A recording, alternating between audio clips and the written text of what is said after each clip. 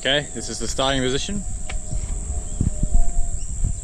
What you have to make sure when you start the Dingo, first time you put your choke on, this button here, all the way to the top. First time you start it, then when you get it running, put it all the way back. Make sure your throttle is on about half to start it, and then you can always go more when you need to. Make sure when you don't have any attachments on, this is on full 10, as the diagram explains.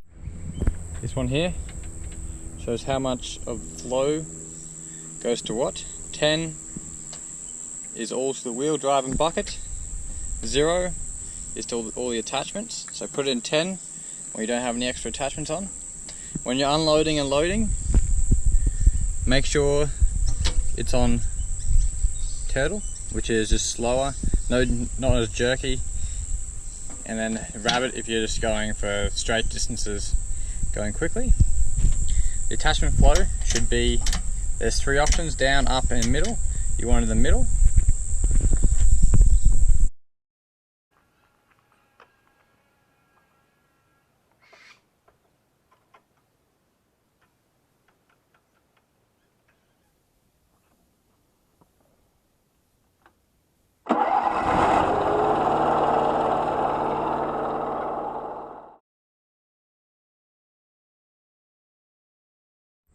The Dingo is perfect for moving something like this, a big pile of mulch, and I'm looking to spread it in the garden all around.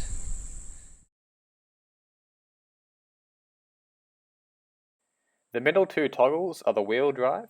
Move them both forward with your thumbs to move forward, or both back to move back. If you move them in opposite directions, you'll turn the Dingo around.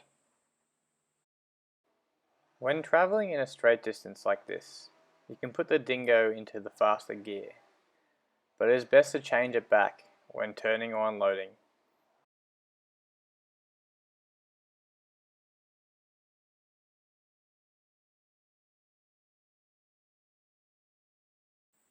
The outer left toggle moves the lifting arm up and down, so if you push it away from you, it will push the bucket down. If you pull it towards you, it will push the bucket up.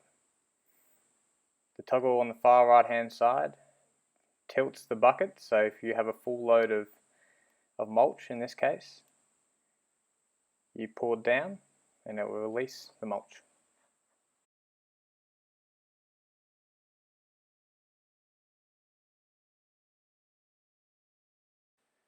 The lever labelled attachment flow will let you control the attachment on the Dingo. In this case, it will release the top half of the bucket to make it easier to release the mulch. If you have on another attachment, such as a trencher or a post hole borer, this lever will allow you to have a two-way control of that attachment.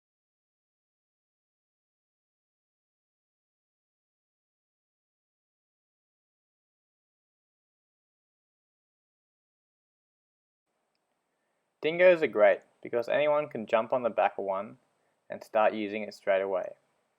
They also have a wide range of motion for their size and can reach over the top of tall obstacles.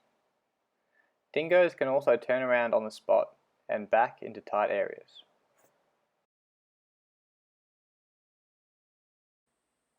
The 2-speed gearbox means that you can get things done quickly. And as the Dingo is delivered on a trailer, transport is cheap and easy.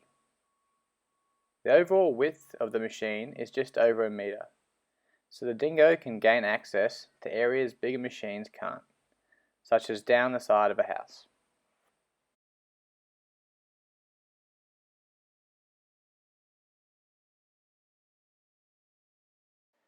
This machine is great for pushing dirt or relatively loose soils around.